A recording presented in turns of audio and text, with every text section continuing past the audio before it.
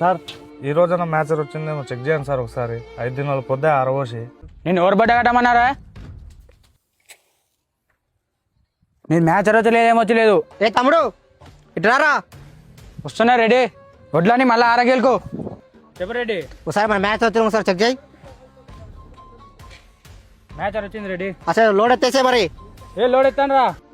కాదు సార్, నాన్న 5 దినాల పొద్దే అన్న అదెట్లా మ్యాచర్ రాకపోయి నేనేమో 2 దినాలకే మ్యాచర్ వచ్చిందంటావు కదా సార్.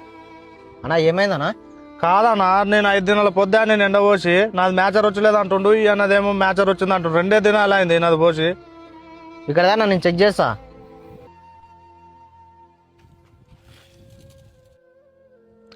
కాదు సార్, మ్యాచర్ వచ్చినాయి కదా, ఇంకా ఎట్లా ఎన్ని దినాలు ఎండ ఓపిస్తావు? ఉన్నవే కొన్నట్లా మంచివి, ఎండేంటి తూకం పోతే నష్టపోడా మనిషి?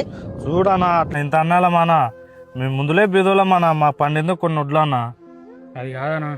ఏంది కాదు సార్, చిన్న రైతులకు ఒక న్యాయం, పెద్ద రైతులకు ఒక న్యాయం ఉంటుందా సార్ మీతోనా?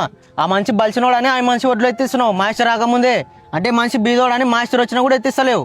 ఇదేనా మీ న్యాయం? రైతు ఈ పంట వండించనీకే నానా కష్టాలు పడింటాడు.